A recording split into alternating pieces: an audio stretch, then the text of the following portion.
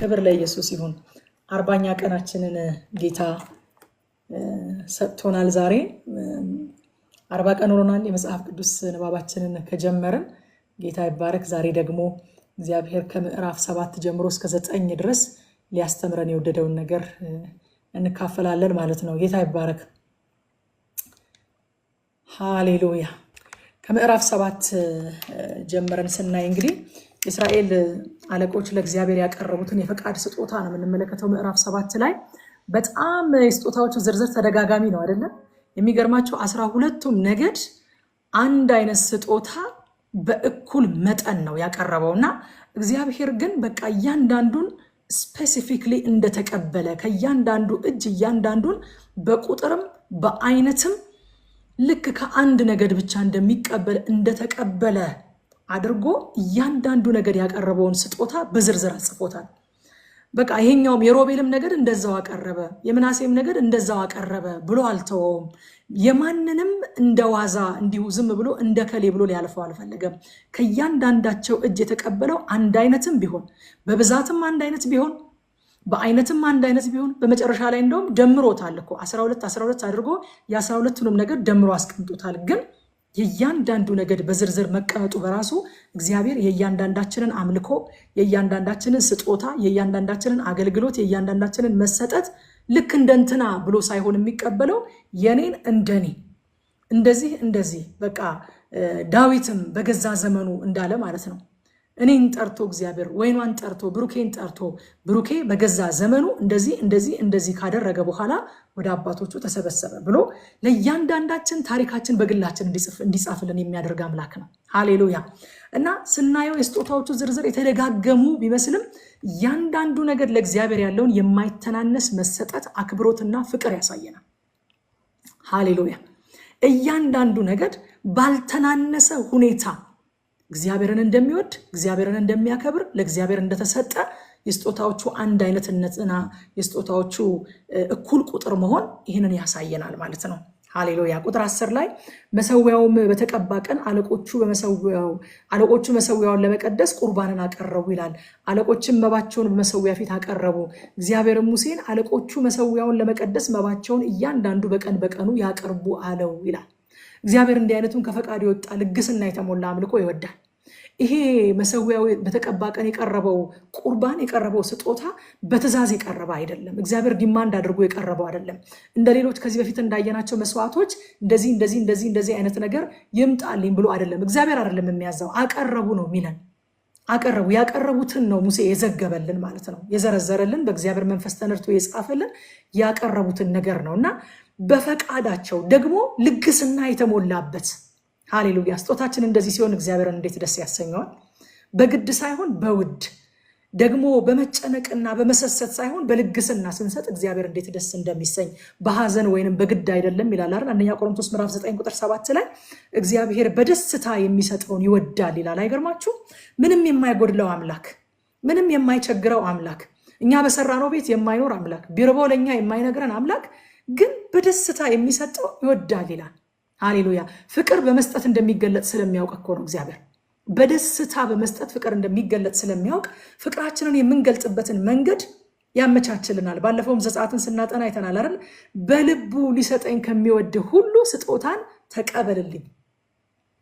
ሃሌሉያ። ስናገለግል በደስታ በልግስና ስንሰጥ በደስታ በልግስና ስንሰጥ በደስታ በልግስና ስናደርገው እግዚአብሔር ደስ ይሰኛል። እግዚአብሔር በደስታ የሚሰጠውን ይወዳልና እያንዳንዱ በልቡ እንዳሰበ ይስጥ፣ በሐዘን ወይንም በግድ አይደለም ይላል። ምክንያቱም እግዚአብሔር ከስጦታው መጠን ይልቅ የምንሰጥበትን ልብ ያያል። ባለፈውም ተነጋግረናል። አዲስ ሰዎች ካሉ ምናልባት ብዬ ነው ሪቫይዝ የማደርገው። የምንሰጥበትን ልብ ያያል እግዚአብሔር። በደስታ ነው እየሰጠን ያለ ነው። የሆነ ነገር እያሰብን ነው እየሰጠን ያለ ነው። ለዝና ነው እየሰጠን ያለ ነው። ሰጪዎች ለመባል ነው እየሰጠን ያለ ነው ወይንስ በደስታና በልግስና ነው እየሰጠን ያለ ነው? በትክክለኛ ልብ ስንሰጥ ሁሉ አለኝ ብሎ አይንቀውም። አይገርማችሁም? ሁሉ አለኝ ብሎ አይንቀውም። እንደ ጣፋጭ ሽታ ስጦታችንን ተቀብሎ ያሸተዋል፣ ደስ ይሰኝበታል እግዚአብሔር። አይገርማችሁም? ለኛ ከሰጠን ነገር ላይ እኮ ነው መልሰን የምንሰጠው። ሐዋርያው ጳውሎስ ያልተቀበልከው ምን አለ? ከተቀበልክስ ደግሞ እንዳልተቀበለ ስለምን ትመካለህ ይላል እኮ። ያልተቀበልነው ነገር እኮ የለም። ሁሉን ነገር ከእጁ የተቀበልነው። ከዛው ከተቀበልነው ነገር ላይ ግን ፍቅራችንን ለመግለጽ በልግስናና በደስታ መልሰን ስንሰጠው ተቀብሎ ያሸተዋል። ምን ያደርግልኛል የእናንተ ስጦታ ደግሞ ምን የሚጎልብኝ ነገር ያለ መሰላችሁ አይልም። በደስታ ተቀብሎ ያሸተዋል። ይወዳል ይላል። አይገርማችሁ? በጣም እኮ ነው የሚገርመው። ስጦታ መቀበል የሚወደው የቸገረው ሰው ብቻ አይመስላችሁም ነበር? እግዚአብሔር ግን በደስታ የሚሰጠውን ይወዳል። የእነዚህን አለቆች ስጦታ ወዶታል እግዚአብሔር። እንደወደደውም ደግሞ መጨረሻ ላይ አይተናል። የመጨረሻው ቁጥር ላይ በጣም ረጅም ክፍል ነው ያነበብነው። በነገራችን ላይ እንደዚህ ይላል። ሙሴ ይህ ሁሉ ቁርባን ከቀረበ በኋላ ወደ መገናኛው ድንኳን እርሱን ለመነጋገር በገባ ጊዜ በምስክሩ ታቦት ላይ ካለው ከስርየት መክደኛው በላይ ከኪሩቤል መካከል ድምፁ ሲናገረው ይሰማ ነበረ። እርሱም ይናገረው ነበረ። ድምፅ መጣ። አያችሁ? እግዚአብሔር ደስ ሲሰኝ ምንድን ነው የሚያደርገው ብለናል። ስጦታ አይደለም የሚልከው፣ መልአክ አይደለም የሚልከው፣ ራሱ ነው የሚመጣው። ራሱ ድምፁን ያሰማል። ራሱ ይመጣል እግዚአብሔር። እና የነዚህን አለቆች ስጦታ ወዶታል። አክብሮት የተሞላበት ያላቸውን ቤስት የሚሉትን ነገር ምርጥ ምርጡን ያመጡበት ደግሞ በልግስናና በደስታ የሰጡበት ስለሆነ ወዶታል፣ ተቀብሎታል። ድምፅ መጣ መጨረሻ ላይ ማለት ነው። ስለዚህ በትክክለኛ ልብ ስንሰጥ ሁሉ አለኝ ብሎ የማይንቅ እግዚአብሔር ሃሌሉያ እንደ ጣፋጭ ሽታ ስጦታችንን ተቀብሎ ደስ ይሰኝበታል ማለት ነው። እያንዳንዱ ነገር በአይነትም በመጠንም ተመሳሳይ የሆነ ስጦታ ነው ያመጡት። አንዱ ከአንዱ አይበላለጥም ነበረ። አንዱ ከአንዱ አልተፎካከርም ነበረ። እከሌ የሚባለው ነገድ እንደዚህ አምጥቷል፣ እኔ ደግሞ የበለጠ አምጥቼ አሮንን ላስደንቀው ያለ ሰው የለም። ሙሴን ላስደንቀው ያለ ሰው የለም። በቃ ፍቅራቸውን ለመግለጥ ስጦታቸውን አመጡ። አንድ አይነትና እኩል የሆነ ስጦታ አመጡለት። ሃሌሉያ። ገላትያ ምዕራፍ 3 ቁጥር 28 ላይ አይሁዳዊ ወይም የግሪክ ሰው የለም፣ ባሪያ ወይንም ጨዋ ሰው የለም፣ ወንድም ሴትም የለም፣ ሁላችሁ በክርስቶስ ኢየሱስ አንድ ሰው ናችሁና ይላል። ወዳጆቼ የመረዳታችን መጠን ቢለያይም በእግዚአብሔር ፊት ሁላችንም እኩል ነን።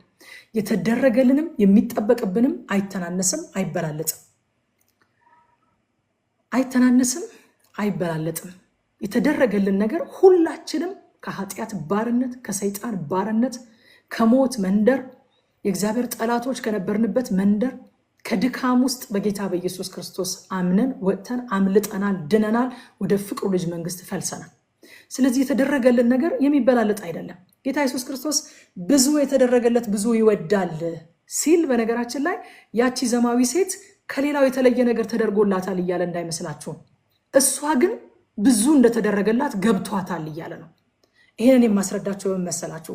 ፈሪሳውያን ከኃጢአተኞች ጋር እንዴት ይበላል ብለው ሲሉት ምን አለ?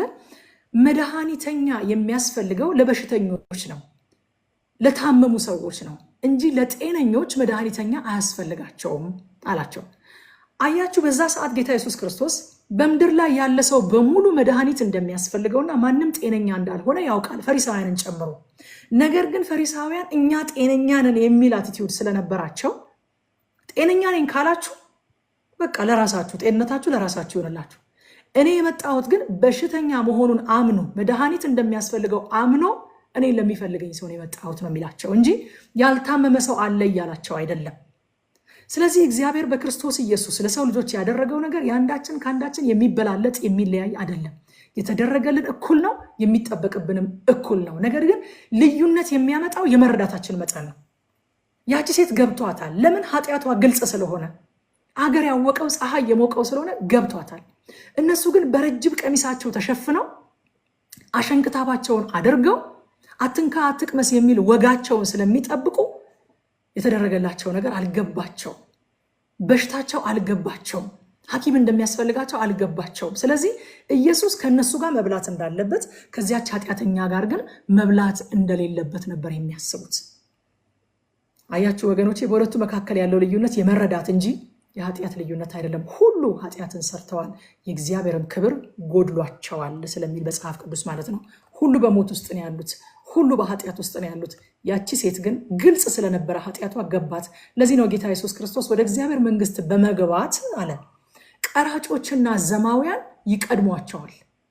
እናንተ ግን አላቸው ፈሪሳውያን፣ እናንተም አትገቡም፣ የሚገቡትም እንዳይገቡ ደግሞ መንገድን ትዘጋላችሁ። ስለዚህ ወዮላችሁ አላቸው። ለምን መሰላችሁ? አንድ ቀራጭ ኃጢአተኛ መሆኑን ለማወቅ 2 ጊዜ ማሰብ አይጠበቅበትም። ማህበረሰብ ያወገዘው እሱም በግልጽ የሚያውቀው የተገለጠ ኃጢአት ነው ቀራጭነት። አንድ ዘማዊም አንድ በዝሙት የምትተዳደር ሴትም እንደዛው ኃጢአተኛ መሆኗን ለማወቅ 2 ጊዜ ማሰብ አይጠበቅባትም። የተገለጠ ነው፣ የተወገዘ ነው፣ የታወቀ ነው። ኃጢአቷ ፊት ለፊት ነው ያለው። እነሱ ግን ኃጢአታቸው በውስጣቸው ስለሆነ ላያቸው በኖራ እንደተለሰነ መቃብር የጽዋውን ውጭውን የወጪቱን ደጁን ታጸዱታላችሁ እንዳላቸው ላያቸው ንጹህ ሆኖ ስለተቀመጠ በውስጣቸው ያለውን ቅሚያ፣ በውስጣቸው ያለውን ክፋት፣ ነፍሰ ገዳይነት፣ ምቀኝነት፣ ተንኮል፣ ገዳይነት እነዚህን ሁሉ ነገሮች ቶሎ ሪኮግናይዝ አያደርጓቸውም። ስለዚህ ወደ እግዚአብሔር መንግስት በመግባት ኃጢአተኞች፣ ቀራጮች፣ ዘማውያን ይቀድሟችኋል ብሎ ይላቸዋል ማለት ነው። ስለዚህ የተደረገልን ነገር እኩል ነው ወገኖቼ። የመረዳታችን መጠን ነው። ስጦታችንን የሚለያየው የመረዳታችን መጠን ነው። መሰጠታችንን የሚለያየው የመረዳታችን መጠን ነው። እስራኤላውያን ግን በዛ ስፍራ ምንም ልዩነት የለም በመካከላቸው። አንድ ላይ ነው ከግብፅ ምድር ግር ብለው የወጡት። አንድ ላይ ነው በተከፈለው ባህር የተሻገሩት። አንድ ላይ ነው በምድረ በዳ መናን ወርዶላቸው የበሉት። አንድ ላይ ነው አለት ተመቶ ውሃ የጠጡት። አንድ ላይ ነው እግዚአብሔር እያሻገረ እዛ ስፍራ ያደረሳቸው። ስለዚህ ምንም በመካከላቸው ያንን ለማሰብ የሚቸገር ሰው ስለሌለ አንድ አይነትና እኩል የሆነ ስጦታን ለእግዚአብሔር በፈቃዳቸው ይዘው መጡ ማለት ነው። ጌታ ይመስገን።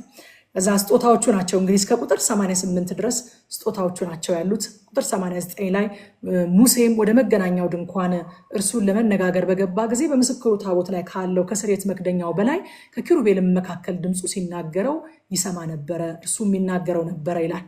አያችሁ፣ በእውነተኛ ልብ በፍጹም ፍቃዳቸው በልግስና ደግሞ በሃርመኒ በህብረት ነው ያቀረቡት።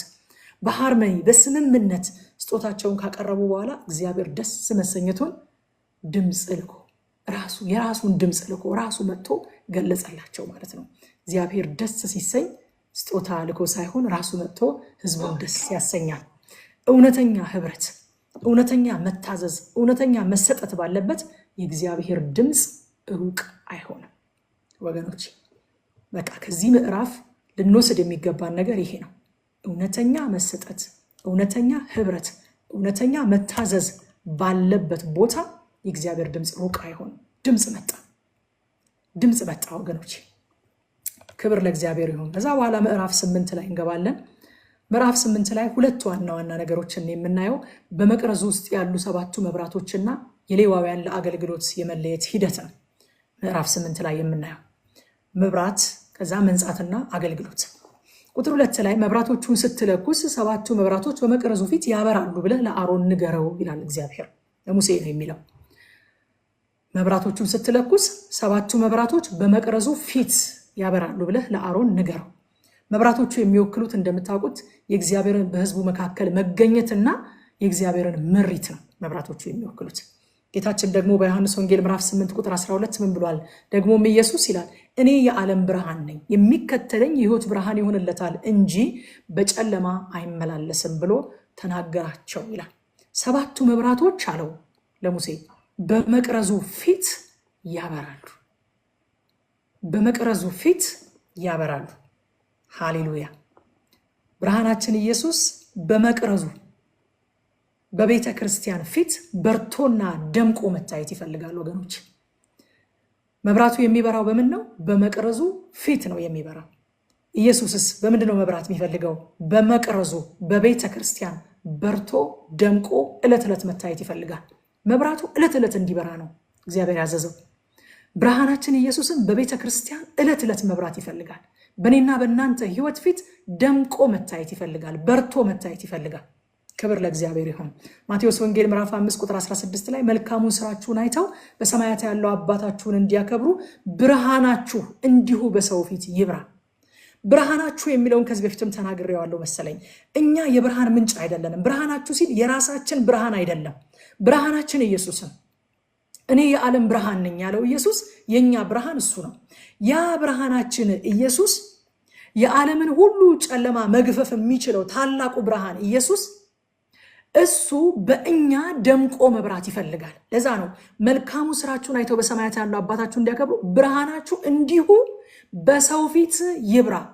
ኢየሱስ በሰው ፊት ይብራ። ሃሌሉያ። እኔና እናንተን ተጠቅሞ ኢየሱስ በሰው ሁሉ ፊት ይብራ። እኛ የብርሃን ምንጭ አይደለን። ሃሌሉያ። ያንን ታላቅ ብርሃን የምንሸከም ግን መቅረዝ ነው። ብርሃን እንዲበራ መቅረዝ ያስፈልጋል። ብርሃን እንዲበራ ዘይት ያስፈልጋል። ብርሃን እንዲበራ ደግሞ አገልግሎት ያስፈልጋል ብለናል አይደለ? አሮን ምን ያደርጋል? መቅረዙን ዕለት ዕለት በዘይት ይሞላዋል፣ ደግሞም ይለኩሰዋል ብለናል። ያ ምንድን ነው አለን? ጸሎት ነው አለን። ዘይቱ መንፈስ ቅዱስ ነው። መቅረዙ እኔና እናንተንን፣ ብርሃኑ ኢየሱስ ነው። ብርሃኑን ደግሞ የምንለኩሰው መቅረዙን የምንሞላው በጸሎት ከመንፈስ ቅዱስ ጋር በምናደርገው ህብረት ነው ብለናል። እና ኢየሱስ በእኛ ላይ በርቶ እንዲታይ እግዚአብሔር እዚህ ቦታ ላይ በጥላው ምን አለ? መብራቶቹን ስትለኩስ 7ቱ መብራቶች በመቅረዙ ፊት ያበራሉ ብለህ ለአሮን ንገረው ይላል ማለት ነው። ሃሌሉያ። ከእስራኤል ልጆች መካከል ከዛ በኋላ ደግሞ ሌዋውያንን ወስደህ አንጻቸው ይላል ቁጥር 6 ላይ አንጻቸው። እግዚአብሔር የሚጠራ ብቻ ሳይሆን የሚያጠራም አምላክ ነው። ትላንትና ብለናል አይደለ? ጠራቸው፣ አጠራቸው፣ ቆጠራቸው ብለናል። እዚህ ቦታ ላይ ደግሞ ሌዋውያንን በተለየ ሁኔታ ለአገልግሎት ጠራቸው። ከዛ በኋላስ ምን አደረጋቸው? አጠራቸው። ትናንት እንዳልነው ማለት ነው። ኤፌሶን ምዕራፍ 5 ቁጥር 25 እስከ 26 ስለ ባልና ሚስት የተጻፈ ነገር ግን ከዚህ ያለፈ ታላቅ ሚስጥር ያለው የእግዚአብሔር ቃል ክፍል ሐዋርያው ጳውሎስ ራሱ ይሄ ታላቅ ሚስጥር ነው ብሎ የተናገረውን ክፍል እናገኛለን። ባሎች ያለ ክርስቶስ ደግሞ ቤተክርስቲያንን እንደወደዳት ሚስቶቻችሁን ውደዱ፣ በውሃ መታጠብና ከቃሉ ጋር አንጽቶ እንዲቀድሳት ስለ እርሷ ራሱን አሳልፎ ሰጠ ይላል። አያችሁ፣ ቤተክርስቲያንን ወደዳት። ከዛስ ምን አደረጋት? በውሃ መታጠብና ከቃሉ ጋር አንጽቶ እንዲቀድሳት ስለ እርሷ ራሱን አሳልፎ ሰጠ ይላል። ይጠራል፣ ደግሞም ያጠራል። ዛሬም እያንዳንዳችንን ሲጠራን ቅድመ ሁኔታ አስቀምጦ አልጠራንም። ከመጥራቱ በፊት የሚያስቀድመው ምንም አይነት ቅድመ ሁኔታ የለም የሚያስቀምጠው። ከጠራን በኋላ ግን ያጠራናል። ለምን እንደሆነ ታውቃላችሁ? እግዚአብሔር ሳይጠቅመን አይጠቀምብንም። በቃ እሱ የሌሎች አማልክት አሰራር ነው። ሳይጠቅሟችሁ የሚጠቀሙባችሁ ሌሎች አማልክት ናቸው። እግዚአብሔር መጀመሪያ እኛን ጠቅሞን ነው ከዛ በኋላ የሚጠቀምብን። የሚፈልገን መጀመሪያ ሊጠቅመን ነው። ምን ሊያደርገን? ሊያጥበን፣ ሊያጠራን፣ ከዛ በኋላ ይጠቀምብናል። ስለዚህ እግዚአብሔር ሳይጠቅመን አይጠቀምብንም። ክብር ለሱ ይሁን። ሃሌሉያ። እንደ ሌሎች አማልክት አይደለም እግዚአብሔር፣ አይደለም እንደ ሌሎች አማልክት። ከዛ በኋላ ቁጥር 16 ላይ እነርሱም በእስራኤል ልጆች መካከል ፈጽሞ ለእኔ ተሰጥተዋልና በእስራኤል ልጆች በኩራት ሁሉ ማኅፀንን በሚከፍት ሁሉ ፋንታ ለእኔ ወስጃቸዋለሁ ይላል። ሌዋውያንም ለእግዚአብሔር ሕዝብ እግዚአብሔርን ማገልገል መብት ብቻ ሳይሆን ወገኖቼ የውዴታ ግዴታ ነው። እግዚአብሔርን ማገልገል መብት ብቻ ሳይሆን የውዴታ ግዴታ ነው። ምን አለ እግዚአብሔር? ከእስራኤል ልጆች መካከል ፈጽሞ ለእኔ ተሰጥተዋልና በእስራኤል ልጆች በኩራት ሁሉ ማኅፀንን በሚከፍት ሁሉ ፋንታ ለእኔ ወስጃቸዋለሁ። ራሳቸውን እነሱ ሰጥተዋል ብቻ አይደለም። ራስን መስጠት አንድ ነገር ነው። እግዚአብሔር ተቀብያቸዋለሁ ማለቱ ሌላ ነገር ነው። መቀበል ብቻ ሳይሆን ወስጃቸዋለሁኝ አለ። ምክንያቱም ከግብፅ ምድር በኩርን ገድዬ ሳወጣቸው በኩር ሁሉ የኔ እንደሆነ ነግሬያቸዋለሁኝ አለ። በነዛ በኩራት ፈንታ ደግሞ በእስራኤል ልጆች በኩር ሁሉ ፈንታ ሌዋውያንን ወስጃቸዋለሁ። ራሳቸውን እነሱም ሰጥተውኛል፣ አቅርበውልኛል፣ እኔም ደግሞ ወስጃቸዋለሁ ይላል እግዚአብሔር። ስለዚህ እግዚአብሔርን ማገልገል ለእግዚአብሔር ሕዝብ መብት ብቻ አይደለም፣ የውዴታ ግዴታ ነው። ነፃ የወጣ ነው ልናገለግለው ነው አይደል? ዘጸአትን ስንመለከት በጣም በተደጋጋሚ ያየነው ቃል እግዚአብሔር በዓላማ ሕዝቡን እንዳስለቀቀ ነው አይደለ? ሕዝቡን ሲያስለቅቅ ሕዝቤ በነፃነት እንዲኖሩ ልቀቃቸው፣ ሕዝቤ ሄደው እዛ እንደፈለጉ እንዲሆኑ ልቀቃቸው እያለ አይደለም ያስለቀቃቸው። ያገለግለኝ ዘንድ ሕዝቤን ልቀቅ።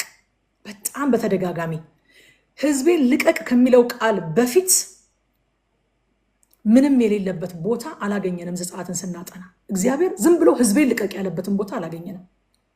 እያንዳንዱ ሕዝቤን ልቀቅ ያለበት ቦታ እግዚአብሔር ለምን እንደሚያስለቀቃቸው፣ ለምን እንደሆነ የሚለቀቁት አስቀድሞ እየተናገረ ነበረ ዘጸአት መጽሐፍን ስናጠና ካስታውሳችሁ። ስለዚህ የተለቀቅነው ልናገለግለው ስለሆነ ማገልገል በፈቃዳችን የምናደርገው ነገር ነው፣ ወደን የምናደርገው ነገር ነው። ነገር ግን የውዴታ ግዴታም ጭምር ነው። የተፈጠርንበት ዳግም የተወለድንበት የዳንበት ዓላማ ስለሆነ ማለት ነው። ትንቢተ ኤርምያስ ላይ እግዚአብሔር በጣም ኤርምያስ መጽሐፍ እንግዲህ ስንደርስበት እኛ ቤት ብዙ እንትን አለ፣ ክርክር አለ። በየክረምቱ አንድ ክረምት ብሉይ ኪዳን ሌላ ክረምት አዲስ ኪዳን እናጠናለን እና ብሉይ ኪዳን ስናጠና ፌቨራይት ሁሉም ሰው ፒክ ያደርጋል እና የኔ የትንቢት መጽሐፍ ፌቨራይት ኤርምያስ መጽሐፍ ነው እና ትንሽ እንከራከራለን። እኔ ኤርምያስን የምወድበትን ምክንያት አስረግጣለሁኝ። በዛ እንከራከራለን እና ኤርምያስን መጽሐፍን በጣም ነው የምወደው። አልቃሻው ነብይ እንደሚባል አውቃለሁኝ። በጣም የሚያሳዝን ነብይ ነው። የተናገረው ትንቢት በቃ እያንዳንዱ ባክፋየር የሚያደርግበት እውነትን እየተናገረ በጣም ብዙ መከራ የሚቀበል ሐሰተኛ ነቢያት በጣም ብዙ መከራ እንዲቀበል ያደረጉት አልቃሻ ነብይ ነው ኤርምያስ። ግን እኔ በጣም ወደዋለሁ። ኤርምያስ መጽሐፍ ላይ እግዚአብሔር የተናገራቸው ነገሮች ደግሞ በጣም ልቤን ይነኩታል። ትንቢተ ኤርምያስ ምዕራፍ 2 ቁጥር 20 ላይ እንደዚህ ይላል፣ ከጥንት ጀምሮ ቀንበርሽን ሰብሬያለሁ አለ። እስራኤልን ነው የሚላት እግዚአብሔር። ከጥንት ጀምሮ ቀንበርሽን ሰብሬያለሁ፣ እስራትሽንም ቆርጫለሁ አላት። አንቺም አላገለግልም አልሽ። እኔ በቃ ምን አይነት ስሜት እንደሚሰጣችሁ አላውቅም። ብገልጸው የሚሰማኝን ስሜት ብገልጸው እግዚአብሔርን የማይመጥን ቃል እንዳይሆን እፈራለሁ። አንቺም አላገለግልም አልሽ፣ ነገር ግን ከፍ ባለው ኮረብታ ሁሉ ላይ ከለምለም ዛፍ ሁሉ በታች ለማመንዘር ተጋደምሽ። እኔ የተመረጠች ወይን ፍጹምም እውነተኛ ዘር አድርጌ ተክዬሽ ነበር።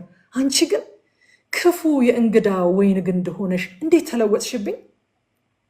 እንዴት ተለወጥሽብኝ?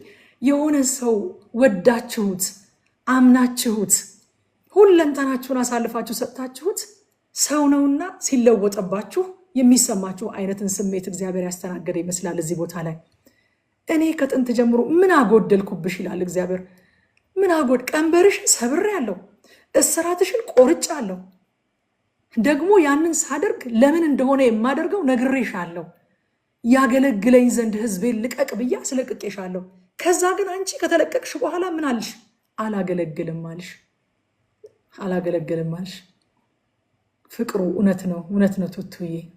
ፍቅሩ በእውነት በቃ እኔ እግዚአብሔር ያሳዝነኛል እንዳልል እየፈራሁኝ ነው፣ እንዳልል እየፈራሁ ነው። የሚሰማኝ ስሜት ግን ልክ እንደዛ አይነት ነው። በቃ አላገለግልህም አልሽኝ ይላል። እንድታገለግኝ አስፈትቼሽ፣ እንድታገለግኝ ቀንበርሽን ሰብሬ፣ እንድታገለግኝ ነፃ አውጥቼሽ፣ አንቺ ግን አላገለግልህም አልሽ ይላል እግዚአብሔር። አላገለግልህም አልሽ። የዚህ ቃል መንፈስ በጌታ በኢየሱስ ክርስቶስ ስም ያገኛችሁ። አገልጋይ እንዳልሆናችሁ የሚሰማችሁ፣ አገልግሎት ለሆኑ ሰዎች ተቆጥሮ የተሰጠ እንደሆነ የምታስቡ፣ እግዚአብሔር ቀንበራችሁን ሰብሮላችኋል። እግዚአብሔር ስራታችሁን ፈቶታል። አላገለግልም አትበሉት። አገልግሎት መድረክ ብቻ አይደለም። እዚህ ውስጥ የማያገለግል ሰው የለም። መስማትም አገልግሎት ነው። መስማትም አገልግሎት ነው። የርኅራሄ አገልግሎት ይላል። የሚምር በደስታ ይማር ይላል። ምህረት አገልግሎት ነው። ርኅራሄ አገልግሎት ነው። ሰዎችን መስማት አገልግሎት ነው። በፈገግታ መቀበል። ማን ነው ትናንትና ሲል የነበረው? አቤኑዬ ሲል ነበረ። በፈገግታ መቀበል ሰዎችን በቤተ ክርስቲያን ውስጥ አገልግሎት ነው። ሰዎችን ኖቲስ ማድረግ አገልግሎት ነው። አላገለግልህም አትበሉት። ከተለቀቃችሁ፣ ከተፈታችሁ፣ እስራታችሁ ከተበጠሰላችሁ፣ ቀንበራችሁ ከተሰበረላችሁ እግዚአብሔር እንድታገለግሉት ይፈልጋል። ወንጌላውያን ላትሆኑ ትችላላችሁ። ፓስተር ላትሆኑ ትችላላችሁ። የመጽሐፍ ቅዱስ አስተማሪ ላትሆኑ ትችላላችሁ። ግን አገልጋዮች ናችሁ ወገኖች፣ አገልጋዮች ናችሁ። ቀንበሩ የተሰበረለት እግዚአብሔር እንዲያገለግለው የማይጠብቀው ሰው የለም። አላገለግልህም አልሽ ለሚለው እግዚአብሔር አይገርማችሁም? በቃ ማታገለግሉ ሰዎች ዛሬ በግልጽ እነግራችኋለሁ። እግዚአብሔር በቃሉ ፊት ለፊታችሁ ቆሞ ስራትህን በጠስኩልህ፣ ቀንበርህን ሰበርኩልህ፣ አንተ ግን አላገለግልህም አልከኝ። 24ቱንም ሰዓት የራስህን ጉዳይ የምትሞላበት አደረግከው። 24ቱንም ሰዓት የሰጠውህን እድል፣ የሰጠውህን ነፃነት፣ የሰጠውህን ኦፖርቹኒቲስ ሁሉ የራስህን ጉዳይ የምትሞላበት ብቻ አደረግከው። አላገለግልህም አልከኝ ይላችኋል እግዚአብሔር። ቅዱሳንን ማገልገል ነው እግዚአብሔርን ማገልገል። አካሉን ማገልገል ነው እግዚአብሔርን ማገልገል። የእግዚአብሔርን ሐሳብ የእግዚአብሔርን ዓላማ መፈጸም ነው እግዚአብሔርን ማገልገል። ስለዚህ አላገለግልህም አትበሉት ወገኖቼ። ወደ አገልግሎት ግቡ። በእውነት ወደ አገልግሎት ግቡ። ወደ አገልግሎት ግቡ። እኔ ዛሬ ግድ ልላችሁ ፈልጋለሁ። አንድ ጊዜ ፓስተር ስንሻትን በጣም ነው መወዳት።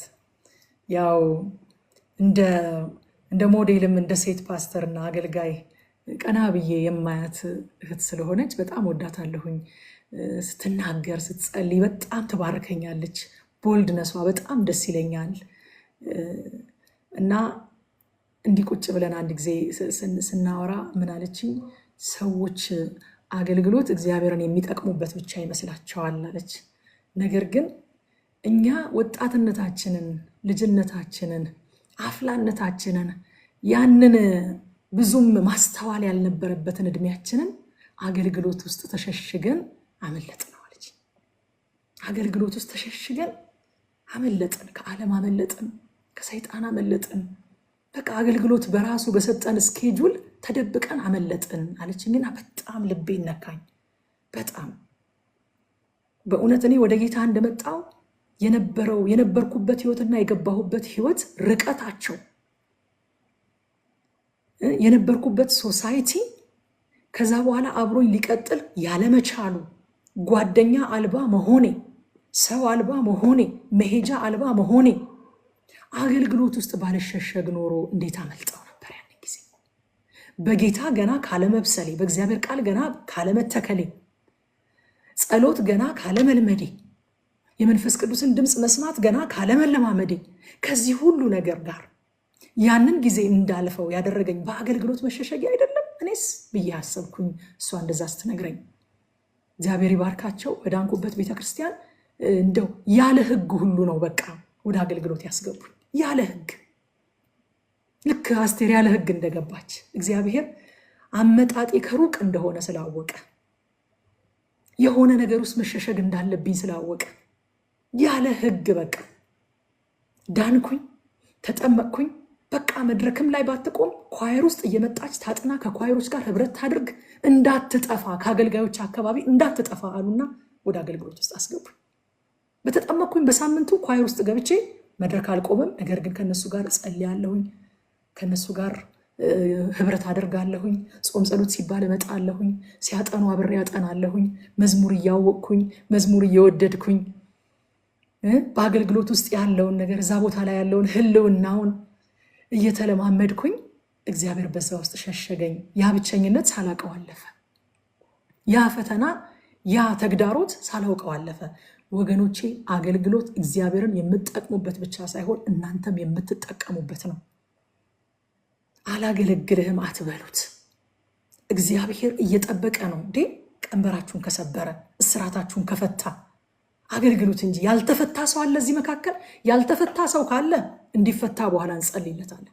ቀንበሩ ያልተሰበረ ካለ እንዲሰበር እንጸልይለታለን። ቀንበሬን ሰብሮልኛል፣ እስራቴን ፈቶልኛል፣ ከድቅድቅ ጨለማ ወደሚደነቅ ብርሃን አስመልጦኛል፣ ወደ ፍቅሩ ልጅ መንግስት አፍልሶኛል፣ ልጁ አድርጎኛል። ጠላት ነበርኩኝ፣ ባለ ሀገር፣ ባለ ቤተሰብ፣ ባለ ብዙ ወዳጅ አድርጎኛል የምትሉ ካላችሁ ግን አገልግሉት እግዚአብሔርን። አላገለግልህም አትበሉት። እኔ ኤርሚያስ ላይ በጣም ይህንን ቃል ለመጀመሪያ ጊዜ ሳነበው አልቅሻለሁ በእውነት። ሕዝቅኤል ምዕራፍ 11 ማነው ሆሴዕ ምዕራፍ 11 እና ኤርሚያስ ምዕራፍ 2 በቃ እኩለ ሌሊት ላይ ያስለቀሰኝ መጽሐፍ ቅዱስ ክፍል ነው ትንቢትን ሳጠና። ከዛ በኋላ ለእኔ የተመረጠች ወይን ፍጹምም እውነተኛ ዘር አድርጌ ተክዬሽ ነበረ አለና አንቺ ግን ክፉ የእንግዳ ወይን ግንድ ሆነሽ እንዴት ተለወጥሽብኝ። በሰው ቋንቋ ሲያናግረን እግዚአብሔር አይገርማችሁ? እንዴት ተለወጥሽብኝ። ከዛ ሳወጣሽ እኮ አዎ አገለግልሃለሁ ብለሽ ነበር፣ እንዴት ተለወጥሽብኝ። አሁን አትለወጡበት። በእውነት እንደ እንትና አገለግልሃለሁ አላላችሁትም? እንደ ዳናችሁ በትጋት የሚያገለግል ሰው አይታችሁ እኔንም አሳድገኝና እኔንም በቤትህ ትከለኝና እኔንም ቃልህን ሙላኝና እኔንም ቀባኝና እንደዚህ አገለግልሃለሁ አላላችሁትም? አትለወጡበት፣ አገልግሉት። ጌታ ይባረክ። አገልግሎት የውዴታ ግዴታ ነው። እግዚአብሔር ራሳችንን ስንሰጠው፣ ሌዋውያን ራሳቸውን ሰጡ። ሙሴ ስጠኝ አምጣና ስጦታ አድርገህ አቅርብልኝ ሌዋውያንን አለ። ሙሴ ወስዶ ሰጠው። እግዚአብሔር ደግሞ ተቀበልኩ ብቻ ሳይሆን ወሰድኳቸዋል። አሁን ውዴታ ብቻ አይደለም፣ የውዴታ ግዴታ ነው ማለት ነው። ዓላማው ስለሆነ የተለቀቁበት። ጌታ ይባረክ። ስለዚህ ወደ እርሱ እየተጠጋን እንድናበራ እንድንነጻና እንድናገለግል ተጠርተናል ማለት ነው። ከምዕራፍ 8 የምንወስደው መብራቱ የመቅረዙ መብራቱ በመቅረዙ ፊት ላይ ያበራል ብሏል። ኢየሱስ ብርሃናችን ወደሱ ፊት እየተጠጋን እንድናበራው ደግሞ እንድንነጻና እንድናገለግለው ጠርቶናል ማለት ነው። ክብር ለኢየሱስ ይሁን። ምዕራፍ 9 ላይም እንደዚሁ ሁለት ዋና ዋና ሐሳቦችን እንደምናገኘው የመጀመሪያው የፋሲካ በዓል በምድረ በዳ መከበሩ፣ ሁለተኛው ደግሞ በደመናው መመራታቸውን የምናገኘው። ቁጥር 5 ላይ በመጀመሪያው ወር በ14ኛው ቀን በመሸ ጊዜ በሲና ምድረ በዳ ፋሲካን አደረጉ ይላል። እግዚአብሔር ሙሴን እንዳዘዘው እንዲሁ የእስራኤል ልጆች አደረጉ። ፋሲካ እስራኤል ከግብፅ የወጡበትን ዕለት የሚያስቡበት በዓል ነው። እግዚአብሔር እንዳይረሱት፣ እንዲያስቡት፣ እንዲዘክሩት አስጠንቅቋቸዋል። በጣም የገረመኝ ነገር በምድረ በዳ መከበሩ። በምድረ በዳ አያችሁ፣ ማምለጥ፣ መውጣት፣ መዳን በምንም አይነት ከሁኔታ ጋር የምናስተያየው ነገር አይደለም። ምድረ በዳ ላይ ብንሆንም እያሰብን ሰሌብሬት የምናደርገው ነገር ነው። ፋሲካችን ክርስቶስ ታርዷልና አይደል የሚለው። የኛ ፋሲካ ክርስቶስ ነው የታረደልን። በክርስቶስ ኢየሱስ የተሰራልን ስራ የሆነ በለመለመ መስክ ስንሆን እያሰብን እግዚአብሔርን የምናመሰግንበት አይደለም። በምድረ በዳ ለእግዚአብሔር እናንተ በምድረ በዳ ፋሲካን ያደርጉልኛል። እንዳያልፍ ቀኑ እንዳያልፍ። አረ እግዚአብሔር ሆይ ቆይ ይሄ ምድረ በዳ ይለፍና አንደኛችንን ከነአን ገብተን እዛው ቃል የገባህልን ቦታ ገብተን ወተትና ማር የምታፈሰው ምድር ላይ ከደረስን በኋላ ከወይናችንና ከወይራ ዛፎቻችን በታች ሆነን እናከብርልሃለን አላሉም። እስራኤልም በምድረ በዳ ፋሲካን አደረጉ። ፋሲካን በህይወት ከፍታ አለ፣ ዝቅታ አለ፣ ተራራ አለ፣ ሸለቆ አለ። የመንገዱ ባህሪ ነው ብያችኋለሁ ባለፈው። መንገዱ በባህሪው ስሙዝ አይደለም። ነገር ግን በየትኛውም የመንገዱ ክፍል ላይ ሆነን እግዚአብሔር በመዳናችን እንድንደነቅ ይፈልጋል። በታረደው በፋሲካችን በክርስቶስ እንድንገረም ይፈልጋል። በዓል እንድናደርግ ይፈልጋል። እንድናመልከው ይፈልጋል። እንድናመሰግነው ይፈልጋል። በምድረ በዳ ፋሲካን አደረጉ። ዛሬ የአንዳችን ከሌላችን የተለየ ነውና መንገዱ በየሲዝኑ አንዳንዱ ምድረ በዳ ላይ ነው ያለው፣ አንዳንዱ ደግሞ በከተማ እያለፈ ነው። አንዳንዱ በተራራ ነው፣ አንዳንዱ በሸለቆ ነው። በምድረ በዳ ያላችሁ ሰዎች ኢየሱስን አክብሩት፣ ፋሲካችሁን አክብሩት፣ ኢየሱስን አመስግኑት። ስለ መዳናችሁ ተደነቁ። ስለ መዳናችሁ እግዚአብሔርን ባርኩ። መዳናችሁ ብርቅ ይሁንባችሁ። አነሳሱት መዳናችሁን። ሃሌሉያ። የሌላችሁን ሲነግራችሁ፣ የጎደለውን ሲነግራችሁ፣ ምድረ በዳው ላይ ትኩረታችሁን አድርጉ ሲላችሁ አስታውሱት። ፋሲካዬ ክርስቶስ ታርዷል በሉት። ምድረ በዳ ላይ ሆኜ አከብረዋለሁ፣ ምድረ በዳ ላይ ሆኜ እዘክረዋለሁ በሉት። አንደኛ ጴጥሮስ ምዕራፍ 1 ከቁጥር 4 ጀምሮ የሚደንቀኝ መጽሐፍ ቅዱስ ክፍል። አሁንስ የምወደው ማለት በዛብኝና የሚደንቀኝ ማለት ጀመርኩኝ። እወደዋለሁ፣ ጌታ ይባረክ። ከቁጥር 4 ጀምሮ እስከ 9 ያለውን አነበዋለሁ።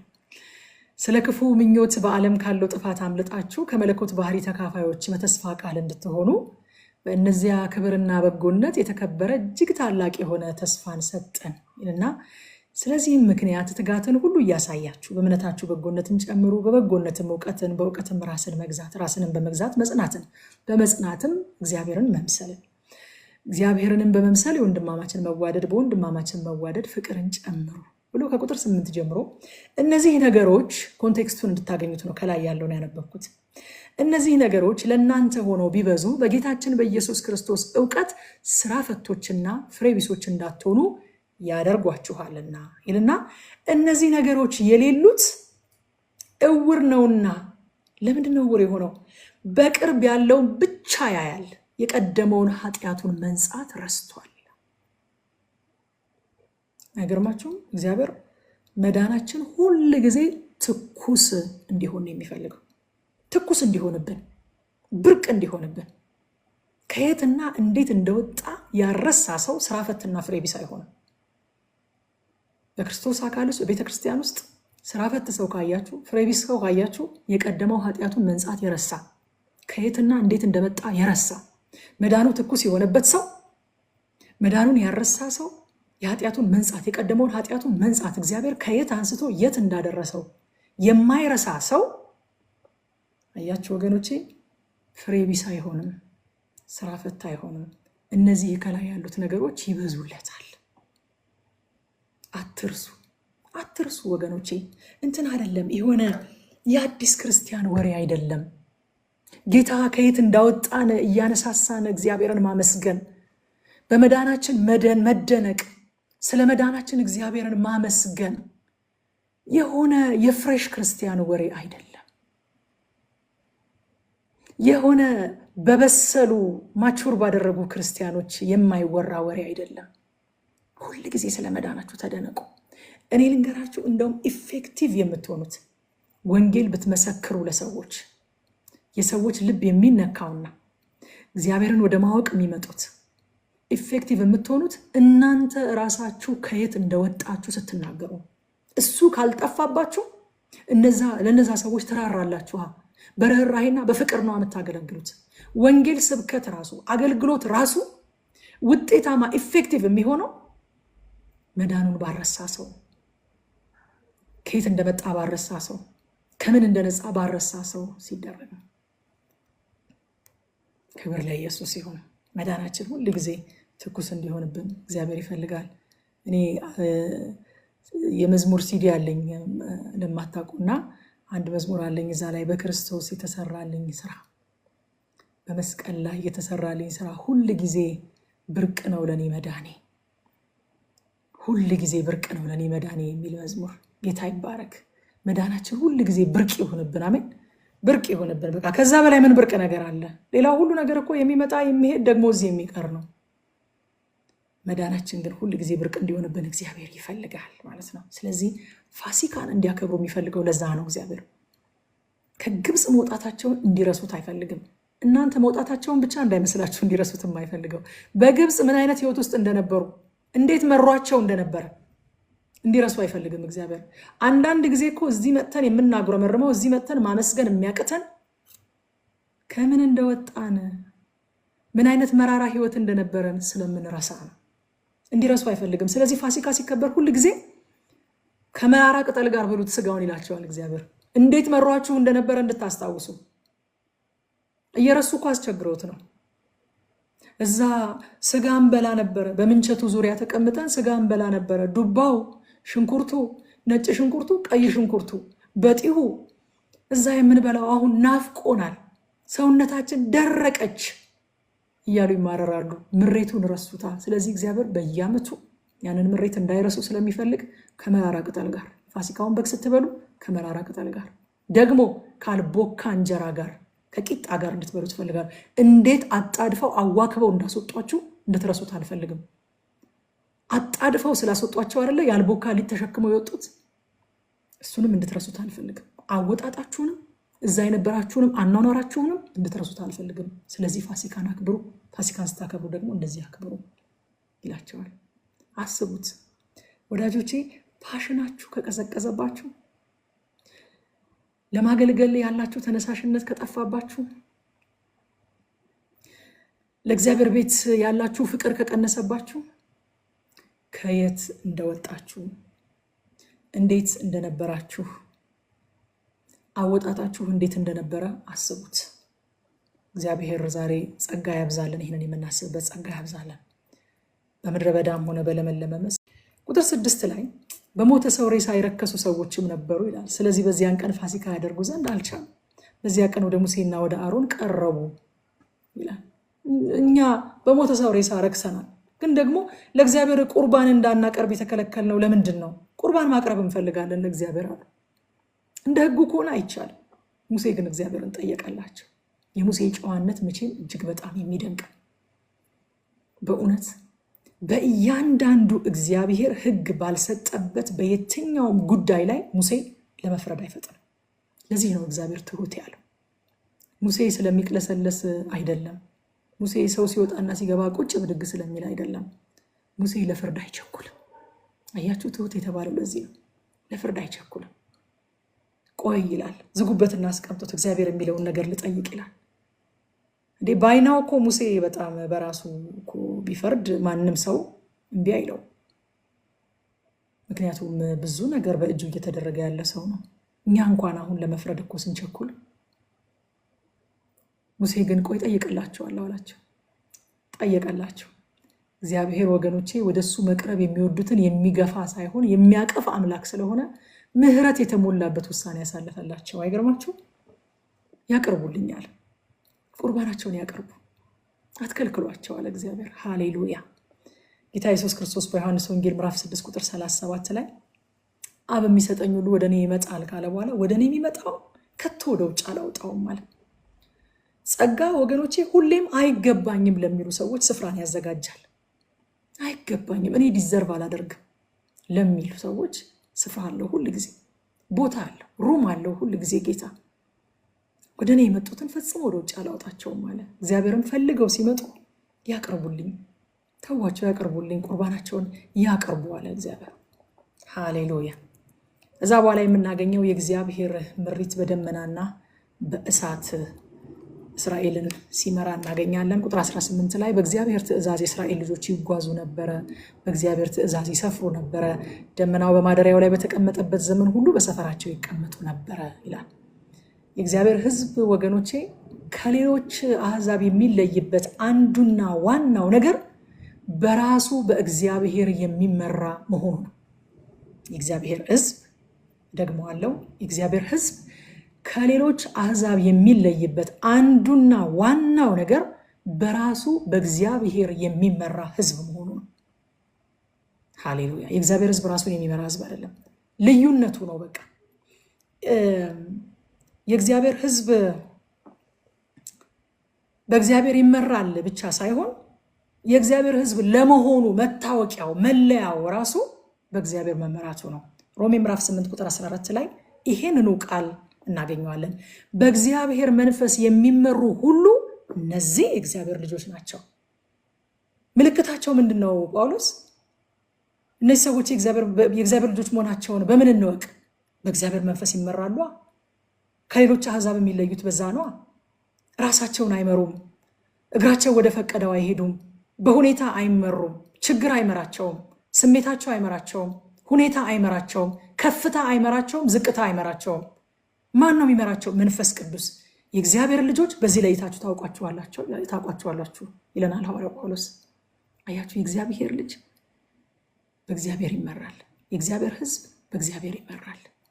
ሃሌሉያ። መለያችን ነው በእግዚአብሔር መመራታችን፣ መለያችን ነው። በእግዚአብሔር ትእዛዝ ይጓዙ ነበር፣ በእግዚአብሔር ትእዛዝ ይሰፍሩ ነበረ። ደመናው አንድ ቀን ብቻ ካደረና ጠዋት ከተንቀሳቀሰ ጉዝጓዜን አይሉም፣ ብድግ ብለው ተከትለውት ይሄዳሉ። ደመናው 1 ዓመት ከተቀመጠ ደግሞ 1 ዓመት እዛ ቦታ ላይ ይቀመጣሉ። ለወራት ከተቀመጠ ለወራት ይቀመጣሉ። ለምን መሰላችሁ? ትክክለኛ ጊዜ የእግዚአብሔር ጊዜ እንጂ የሰው ጊዜ አይደለም። በእግዚአብሔር ጊዜ ነበር የሚንቀሳቀሱት። ኧረ ዘገየን ብለው አይነጫነጩም። ኧረ አጣደፍከን ብለውም አይነጫነጩም። ትናንት አይደል እንደ ገና ካኒው ማጅን 600 ምናምን ሺህ ህዝብ እኮ ነው። አንድ ቦታ መጥቶ ሰፍሮ ድንኳኑን ይተክላል፣ እቃውን ያስተካክላል፣ ሴትል ያደርጋል። ማለት የሆነ ሀገር ሄዳችሁ እንኳን ሻንጣችሁን አንድ ሆቴል ሻንጣችሁን አንፓክ ለማድረግ እኮ 1 ቀን ብቻ ከሆነ የምታድሩት አትሰንፉ። አንፓክ ማድረግ 1 ቀን ብቻ ለማድር ከዚሁ ከውስጡ እየወሰድኩ ይለብሳለሁኝ ብለን እኮ እንትወዋለን። ድንኳናቸውን ተክለው አስተካክለው ከዛ በማግስቱ እግዚአብሔር ደመናውን ሲያንቀሳቅስ ብድግ ብለው አብረው ይሄዳሉ። አጣደፍከን አዋከብከን አይሉ። ደግሞ ከአሁን እንሄዳለን ብለው ሲጠብቁ 1 ዓመት ሲቆይ እግዚአብሔር በቃ 1 ዓመት ይቀመጣሉ። ትክክለኛ ጊዜ የእግዚአብሔር ጊዜ ነው። የጊዜ አምላክ ትክክለኛውን ጊዜ ያውቃል። በሰው አቆጣጠር የዘገየ ሲመስለን እግዚአብሔር አይዘገይም። ዕንባቆም እንደዚህ ያለ አንድ ጊዜ ዕንባቆም ምዕራፍ 2 ቁጥር 3 ላይ ራእዩ ገና እስከተወሰነው ጊዜ ወደ ፍጻሜው የሚቸኩላል፣ እርሱ አይዋሽም አለና ቢዘገይም በእርግጥ ይመጣልና ታገሰው፣ እርሱ አይዘገይም። ቃላቱ እርስ በርሱ የሚጣረስ ይመስላል። ካኒው ማጭን አሁን ቢመጣም አይመጣም ብላችሁ ምን አይነት አማርኛ ነው የምትሉት? እኮ አይደል መሀል ላይ ያለውን ቃል ስታስወጡት እኮ እንደዛ ነው። ቢዘገይም አይዘገይም፣ ቢመጣም አይመጣም፣ ቢሄድም አይሄድም፣ እንደማለት እኮ ነው። ለመሰላችሁ ቢዘገይም በሰው አቆጣጠር ነው፣ አይዘገይም በእግዚአብሔር አቆጣጠር ነው። እግዚአብሔር ከተናገራችሁ፣ እግዚአብሔር ከቀጠራችሁ ቢዘገይም የእናንተ አቆጣጠር ነው፣ እርሱ ግን አይዘገይም የእግዚአብሔር አቆጣጠር ላይ በትክክለኛው ጊዜ ይመጣል። ለአብርሃምና ለሳራ እግዚአብሔር ዘግይቷል። እግዚአብሔር ግን በጊዜው ነው የመጣው፣ በትክክለኛው ጊዜ ነው የመጣው። በ30 ዓመትማ ማንም ይወልዳል፣ በ40 ዓመትማ ማንም ይወልዳል። በትክክለኛው ጊዜ በእግዚአብሔር ጊዜ ግን መጣና ይስሐቅን ሰጣቸው። ይሄው እኛ እስከዛሬ ድረስ አብርሃምና ሳራ በእርጅናቸው ወለዱ እያለን እኮ እንሰብካለን፣ እናወራለን፣ ተስፋ እናደርጋለን፣ እግዚአብሔርን እናምንበታለን። የአብርሃም አምላክ የይስሐቅ አምላክ እያለን እንናገራለን። ለምን? በራሱ ጊዜ በትክክለኛው ጊዜ ስለመጣ ማለት ነው፣ በእነ አብርሃም ጊዜ ስላልመጣ። ሃሌሉያ፣ ጌታ ይባረክ። ስለዚህ ከዚህ ክፍል ላይ የፋሲካ በዓል በምድረ በዳ መከበሩን ስናይ በክርስቶስ የተሰራልን የማዳን ስራ እንዳንዘነጋ ሁሌ እያሰብን እንድናመሰግን ያስተምረናል። ኢየሱስን እንድናስብ ባጭር ቃል። ሁለተኛ ደግሞ በደመና መመራታቸውን ስናይ ነገር የዘገየም ሆነ የፈጠነ ሲመስለን የመንፈስ ቅዱስን ምሪት እየተከተልን እንድንመራ ያስተምረናል። ለመንፈስ ቅዱስ ስፍራ ይኖረን። ኢየሱስን እናስብ፣ ለመንፈስ ቅዱስ ስፍራ ይኖረን እላችኋለሁኝ። ጌታ ኢየሱስ ዘመናችሁን ይባርከው።